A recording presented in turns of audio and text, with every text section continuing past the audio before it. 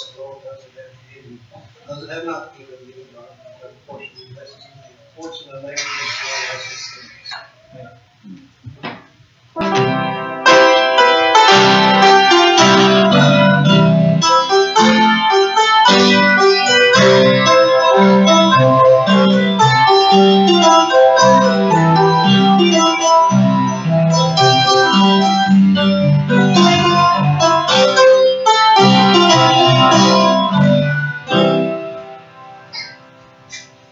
Give to Lisa there. For announcements, be sure you remember Bible school. Starts tomorrow night. Everybody be back tonight at 6 o'clock for service tomorrow. Is it 6:30 to 8:30? 6:30 to 8:35. 8:35. Yeah. It's always 8:35 when we get out, so we have to. Okay. Give her 5 more minutes. Okay, everybody can try to come out and be with us if you can. We're going to have an adult class for children of all ages, so everybody just come out, be a part of it, and help us any way you can. And if you want to do something, just tell Davy. She'll give you something to do. So remember that. They'll have a picnic about Saturday up at Steel Creek. Is that correct? No, we can't get Steel Creek. We're still working the picnic now. Okay. They'll find a place. It might be across the road under a shade tree. That'll be all right. That'll work. Got a creek over there. Yeah. We'll find a place. But the program will be Friday night. Program will be Friday night. Yeah. So you'll have 4 nights of Bible school and the program on Friday night. Picnic on Saturday. So everybody come and bring somebody with you to Bible school. Remember that. Any other announcements I need to make? Does anybody have a request for prayer before we pray this morning? Anything on your heart? Let's do remember this Bible school. I'd like to see somebody saved with you. So let's pray for the Lord to save some precious soul.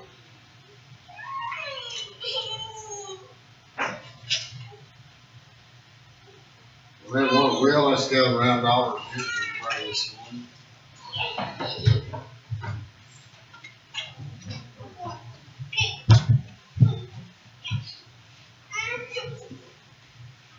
Our precious Heavenly Father, Most gracious Heavenly Father, Lord, thank you, God, for you and thank you for all the blessings for our Lord that you bestowed upon us. Thank you, God, for the safe trip, Lord, you gave us, Lord, to be back here again. Lord, thank you, God, for the ones that are here this morning, Lord, for those that are out doing your work. We pray, God, that you just be with them, Lord, this morning as Brother Kevin stands and delivers the message, Lord, and brings together lives, Lord, and we pray, God, that you just be with the message, Lord, that you help us, Lord, to all, Lord, get what it is that we need out of this message. I understand, Lord, that there is walking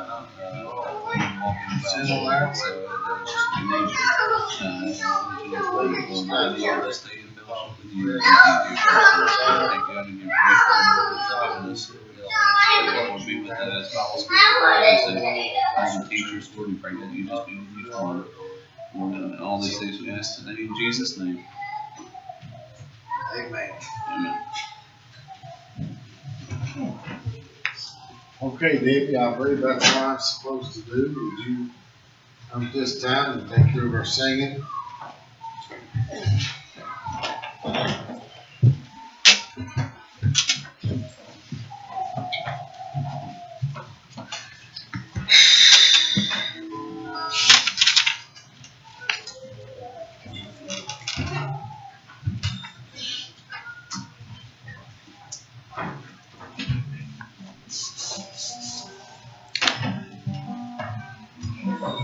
We'll all sing down there today. Y'all want to stand and sing? We'll do page 349 at the bottom.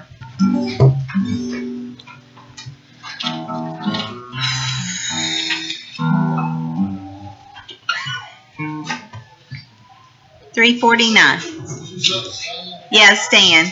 Y'all sing better when you stand. Or that's what they tell me. I don't know. I've been waiting. 349.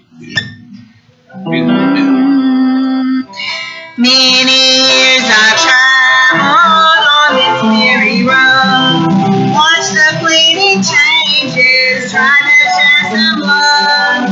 Now my work is finished.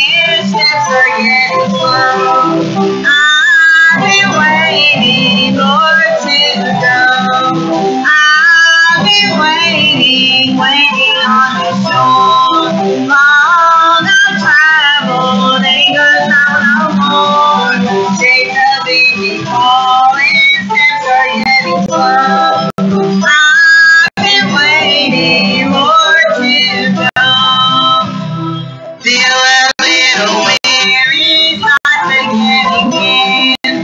But I'm a Savior, I can trust in Him. Many friends are yonder by the river's flow. I've been waiting, Lord, to come. I've been waiting, waiting on this shore. Long I've traveled, ain't gonna travel no more. Shades of evening falling, steps are getting slow. I've been waiting, Lord, to know. Come a little closer, snow white angel land, while I cross the river to that better land. Open wide the portals, play a little slow. I've been waiting, Lord, to go. I've been waiting, waiting on this shore. Long I've traveled, ain't gonna travel no more. Shapes of evening falling, steps are getting slow. I've been waiting, Lord, to go. Let's do 181.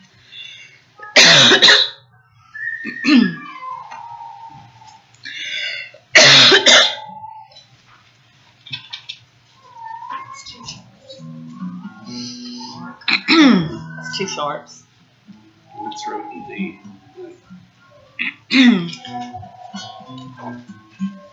Yeah, she does that name.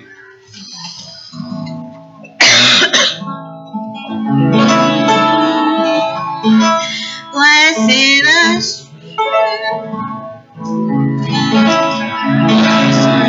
assurance, Jesus is mine. Oh, what a foretaste of glory divine, heir of salvation, purchase of God, born of His Spirit, washed in His blood. This is my story, this is my song, praising my Savior all the day long. This is my story, this is my song, praising my Savior all the day long. Perfect submission, perfect delight, visions of rapture, new births on my side. Angels sing, sing, bring from above. Echoes of mercy, whispers of love.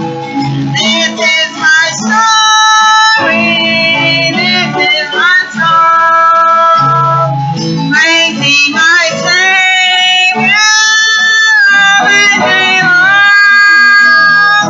This is my story, this is my song, praising my Savior all the day long. Perfect submission, all in my breast. I and my Savior, happy and blessed, watching and waiting, looking above. Of His goodness, lost in His love.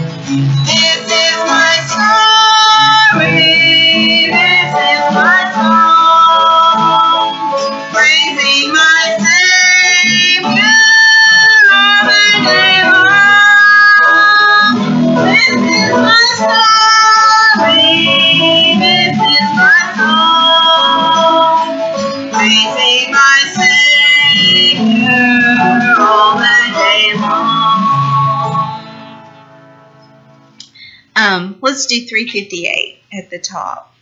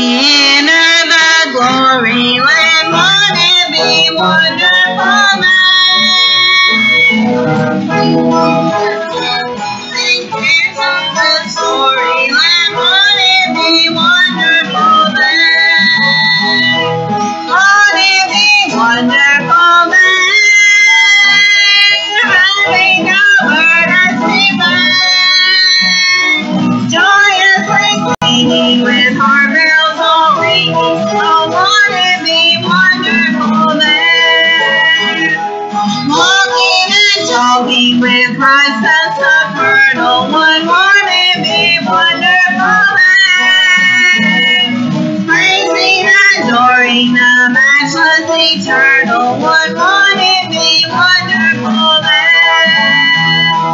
Won't it be wonderful then? Having no burdens to bear, joyously singing with heart bells all ringing.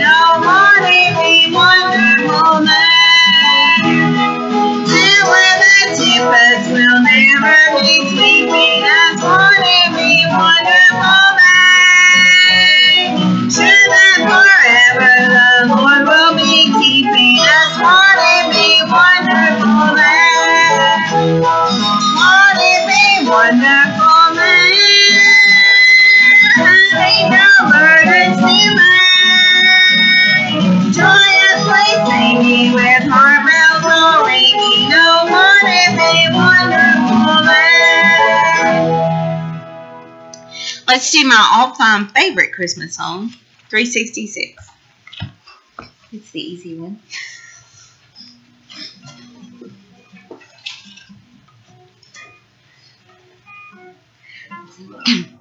She does that in G, I think.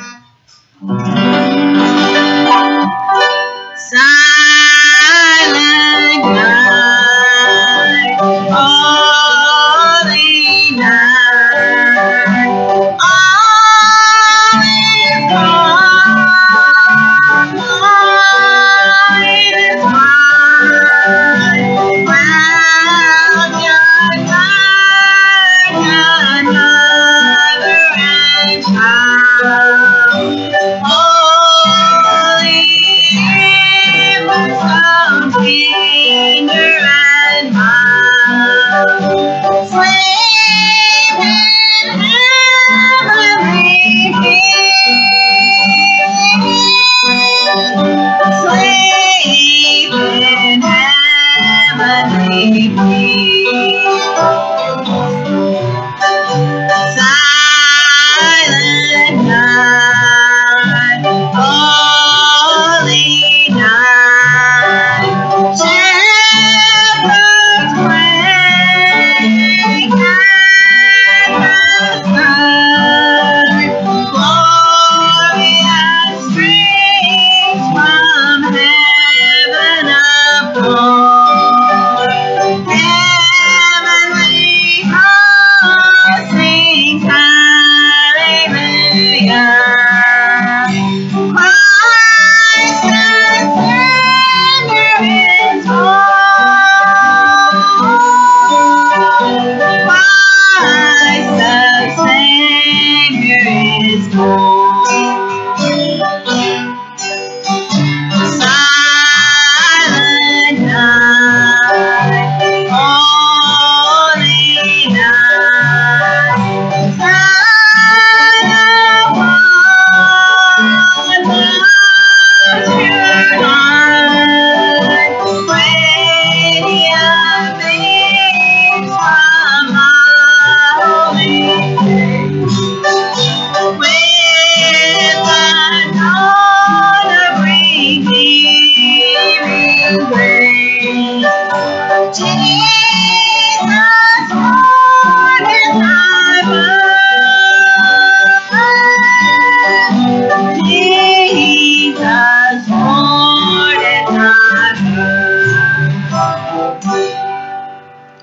know, if this Bible school is based on how much the devil has fought me this past 2 weeks, this will probably be one of the best we've ever had. You know, if it wasn't for the birth, there couldn't have been a death. We forget that sometimes the birth is important. So the last thing we're going to do today, I know this is crazy, but we're going to sing We Wish You a Merry Christmas for Christmas in July, okay? I mean, what the heck? Why not? Why not? I don't know what we did. What? I don't know. Yeah, I guess. We wish you a Merry Christmas. We wish you a Merry Christmas. We wish you a Merry Christmas and a Happy New Year. Good tidings we bring to you and your kin. We wish you a Merry Christmas and a Happy New Year. I was all over the place, but that's okay. We'll get it before the We were all over the place too. We just weren't in the same place.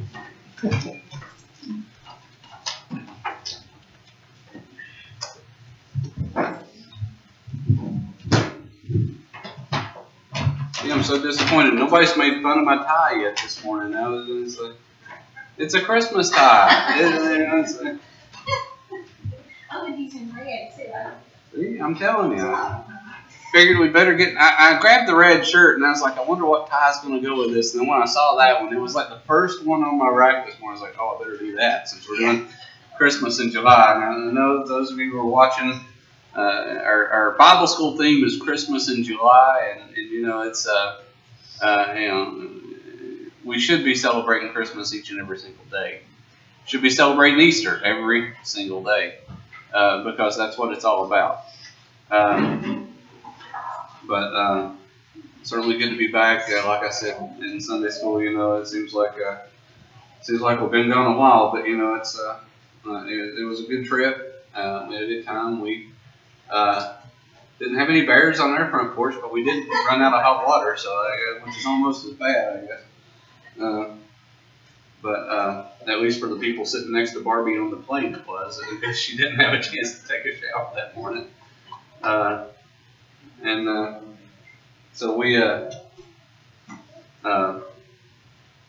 now, other than that, and they threw away some stuff. You know, when you're at a hotel and they throw away the stuff that you're supposed to be taking back with you, even though it's sitting on the sink and not in the trash can, that should not be happening either. But we, other than that, those two things, I think we had a really good trip. So it was a fantastic time. Got to see an old friend. I say some old friends. It was just one old friend, but man, it's amazing how fast 26 years passes. It's been 26 years since we'd seen each other, and we talked and even of course she's like that because Barbie talked to her like we were all best friends. I mean, it was just it's when you all have so much in common, you know, it's really good to get to just sit down and talk to people. Anybody have a song this morning? Saving them all for this week. That's okay. Well, we're going to continue on, and if this one is going to be a little different, but it still goes along with the theme, and you'll see that next week, Lord willing. So, this is I'm going to start with the verse that Barbie read. I had an argument on Facebook. Most of you probably saw it this past week. And not an argument. I don't think it's an argument when it's pretty clear who's right, and there's only one person that's arguing against it. But it amazed me that people think that God doesn't care for us. Okay, and I'll try to tie it in with this message. 1 Peter chapter number 5. Barbie quoted this verse. I'm going to start one verse prior to what I was originally planning on starting, just to reiterate this. But it says in 1 Peter chapter number 5, starting in verse number 7, and then we'll get on into the message. It says, "Casting all your care upon him, for he careth for you." You know, that the woman that I was arguing with, she she said that, does God really care if your plane's late? Because Barbie had requested prayer for her plane was late and things like that. And you know, my Bible's pretty clear on that. It says, cast all your care upon him. Not the big things, not casting all the important stuff and take care of everything else yourself. He said, cast all your cares upon me, for he careth for you. Why does he care for us? It's inexplicable, to be quite honest. It's just his love is all we can say. But you know, right after this verse, and this is where I was going even before all that started, so it's just a good little introduction, is a warning. And today's message is going to be a warning. Okay? We've got an adversary that's against us, like Debbie just said. You know, she's always been plugged in. I don't know how she does it, but everything she says up here, it seems like leads right into the message. The devil's been fighting her for 2 weeks, the last 2 weeks, trying to get ready for this Bible school. But you know, that's what he'll do. But I'm going to read the next 2 verses here. It says, be sober, be vigilant, because your adversary the devil, as a roaring lion, walketh about, seeking whom he may devour.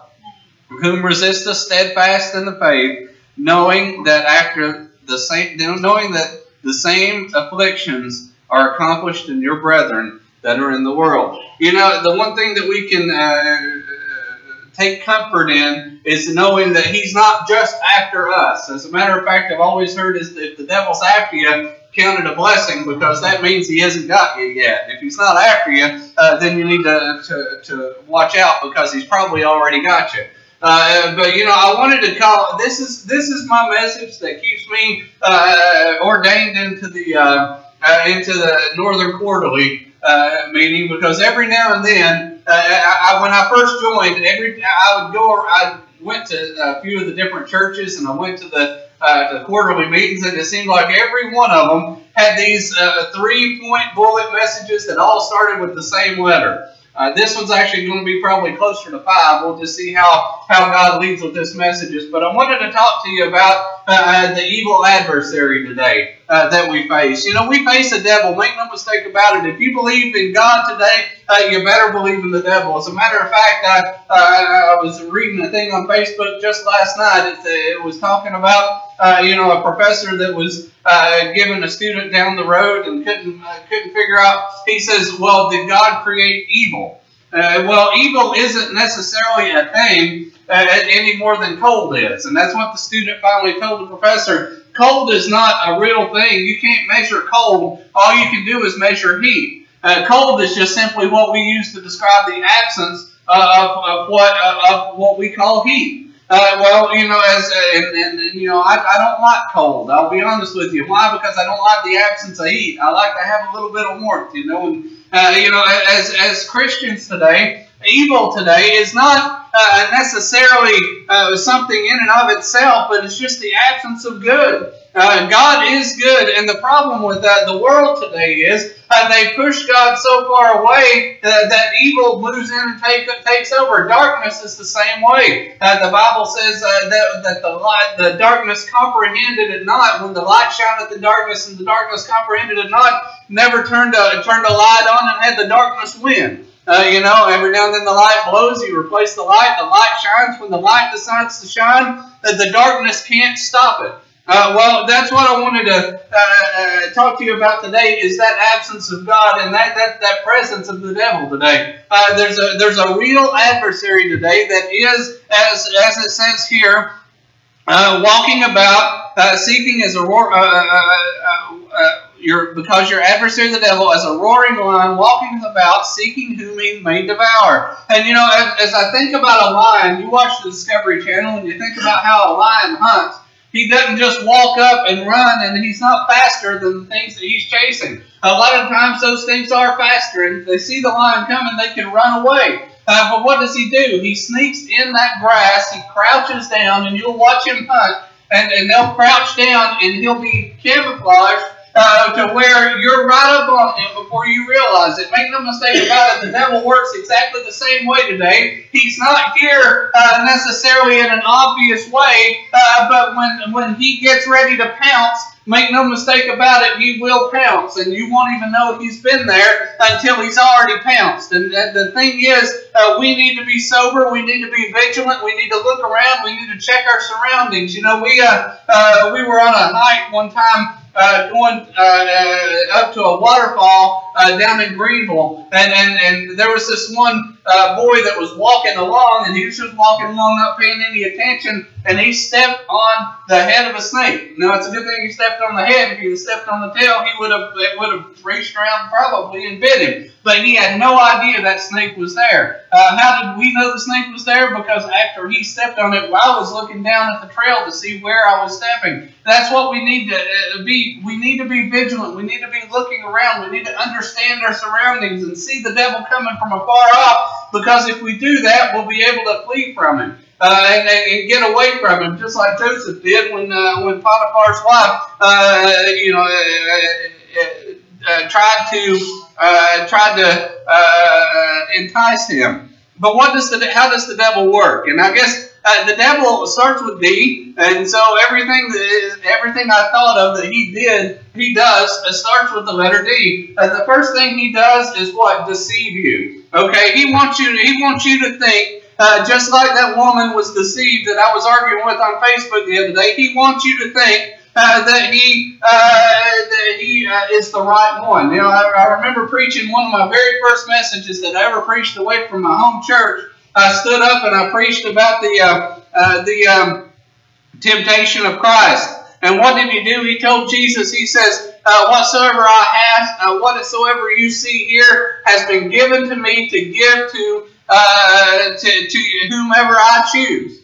So he took him up to a high mountain, showed him everything, and what I said it wasn't his to give. Well, this person pulled me aside afterwards and showed me a verse in the Bible. It says, and the devil said, it is given to me and to give to whomever I choose. He said, so it was his to give. And so I started thinking about that. I was like, what in the world, how in the world can I answer this? Because I know that it is God's, and it's God's to give, it's God's to take away, and the devil has no power over anything here in the earth except that God gives it to him. So what is the key? And I went and I studied, and all I had to do was look at the verse and look at the very first part of that verse and read it. And what did it say? It says, and the devil said. You can be sure if the devil said it, it's a lie today. And if he says it's his to give, he's lying to you today. It's not his to give. He's just trying to deceive you. What the devil said, and what the Bible says over in Matthew 24:24. Let me just go over and read that real quick. What did it say that that we have to look forward to in the latter days? And that's where we are now. It says, for there shall arise false Christs and false prophets, and shall show great signs and wonders, insomuch that, if it were possible, they shall deceive the very elect. Exactly what the devil is trying to do today is to deceive us. And how is he doing it? He's putting people in the pulpit himself. He's having them teach messages and preach messages, something like that one woman had learned. No doubt she's probably heard it said before, maybe even from the pulpit, that don't bother God with these little things. I'm telling you, bother him with everything you've got, because he wants to help you and he wants you to depend upon him.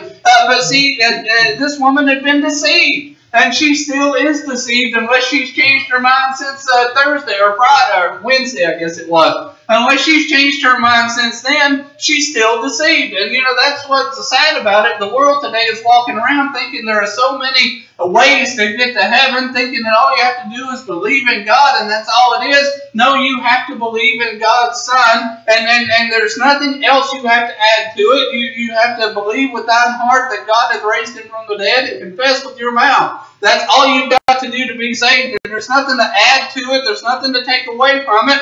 There's no other way in. The devil today is trying to deceive the world today, and he's doing a pretty good job of it for what he's doing. You look at the world today; it's in a sad state. They're sitting there, and we've got Christians saying, "Well, you know what? I don't think we need to pray in schools."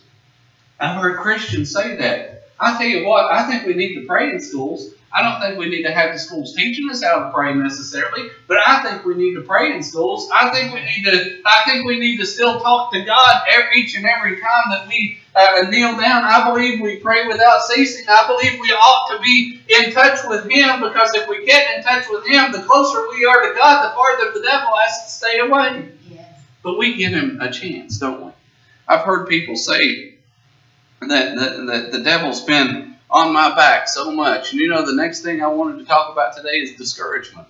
He wants to discourage Christians today. He wants to tell you that what you're doing isn't worth it. He wants to tell you that what you're doing is not doing a bit of good. And he'll pull up every time in the past that you've prayed for something and you didn't get the answer that you wanted. And he'll pull up every time in the past where you've trusted in people and they've turned their back on you. And he'll pull up every time in the past that you've been disappointed in something. But all he's trying to do is discourage you today from the work that God has set before you. He's trying to discourage us from the work of saving souls. Like David said, there's nothing better that can come out of this Bible school than to see souls saved. Now, many souls have been saved in Bible school, and I believe we need to keep pressing forward, and we need to not let the devil discourage us, no matter how. We get discouraged sometimes, like when we preach to a half-empty church or a mostly empty church, even. But we can't let the devil discourage us when we're the only ones showing up. Why? Because there was a man in the book, I believe it was Kings, and named Elijah. And then he got discouraged after he won the greatest victory that's ever been won to that point. When he stood up on Mount Carmel and basically made fun of the prophets of Baal. And then he called down the fire just by asking God to send down the fire. He won that victory. Right after that, Jezebel said, I'm going to do the same thing to you that you just did to the prophets of Baal. And he got discouraged and he ran away. The devil will get into our mind and discourage us, making us think we're fighting this battle all alone. But make no mistake about it, he is not going to, he can't win. The only way that we let that the devil can get into our head is if we let him in. He can't force his way in, and as a matter of fact, if we have Christ in our heart, he can't get in. If we keep Christ as close as we can. But the problem is, what is it when they say, I've had the devil on my back all day long? Get him off. The problem with us today, I think we talk to the devil way too much. I think we give him way too much credit. When you're arrested, what does the lawyer do? The lawyer tells you, don't say a word. You know why? Because you're going to get yourself in trouble. I remember being in a traffic court one day, and this one guy showed up, and the cop didn't show up to prosecute him. And he was going to get off. He says, we're not prosecuting you. And the guy, he looked at the judge, and he had a stack of papers about that thick. He says, but I have all this evidence here. The judge took off his glasses. He laid down. He said, sir, the only thing you're going to do is make yourself guilty. I'd suggest that you leave. And that's the problem today. I think we're trying to speak for ourselves way too much. You know what we need to do? We need to get on our knees when the devil attacks us. Don't talk to the devil. Don't say anything. Jesus said, "Get thee behind me, Satan." You know what? Satan had to get behind him. And what we need to do, instead of talking to Satan, what we need to do is talk to God. Let Jesus speak for us. And if we do that, Satan has to flee. Right. But we try to talk to ourselves. Talk to ourselves so many times. And we ourselves are weak. Make no mistake, he's stronger than us. But he's not stronger than the God that we have inside of us. And that's what we need to remember. He's trying to discourage us. And he's trying to make us feel weak. And when we allow him to get in our heads, then I'll tell you this right now. We will feel weak. We will feel discouraged. We will feel like quitting. We will feel like walking away.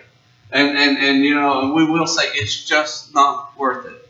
Well, make no mistake about it. If one more soul ends up in heaven because we kept pressing on, it's worth it today. Never, ever let the devil tell you that it's not worth it, because that's a lie.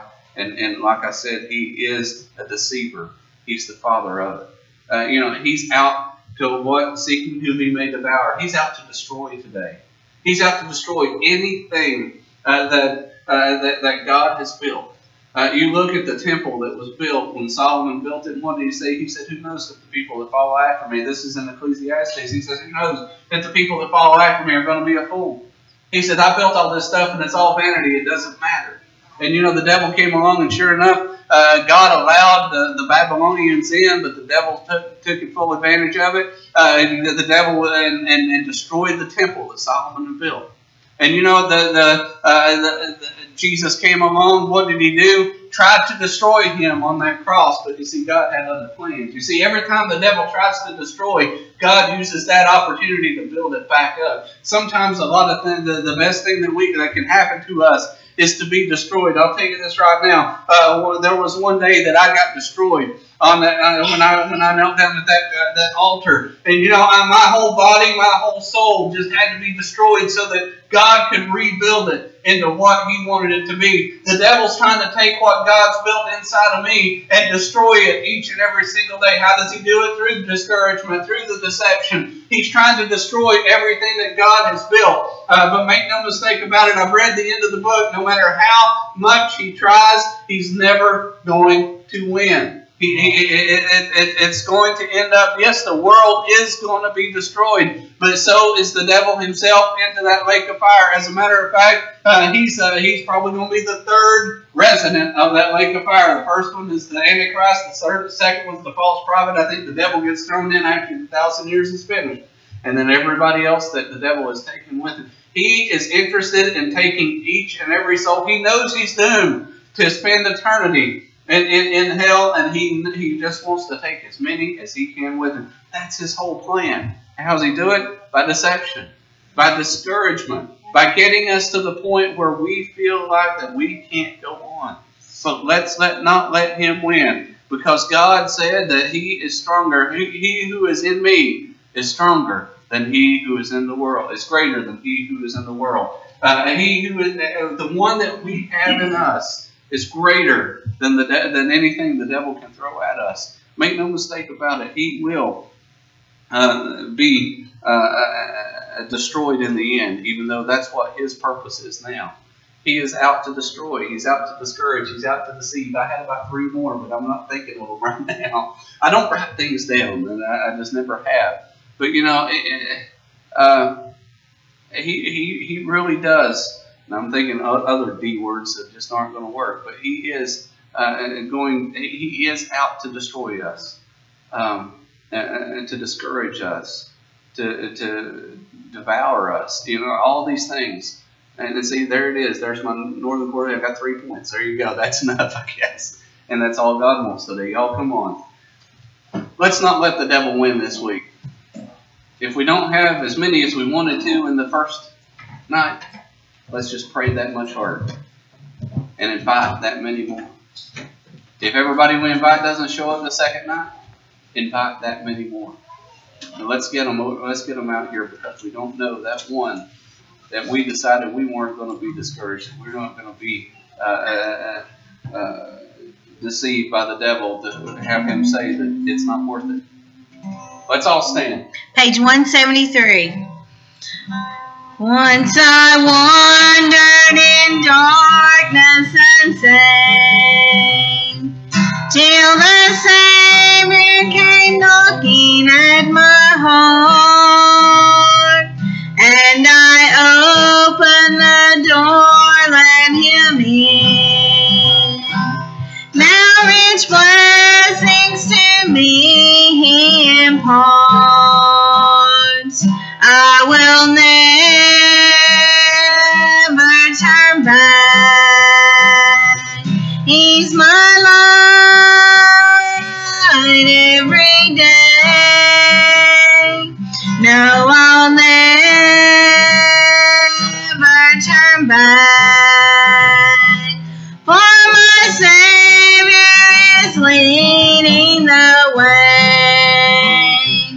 Of his love I will sing every day. Yes, I'll sing of his wondrous power to save. For my Savior is leading the way to those mansions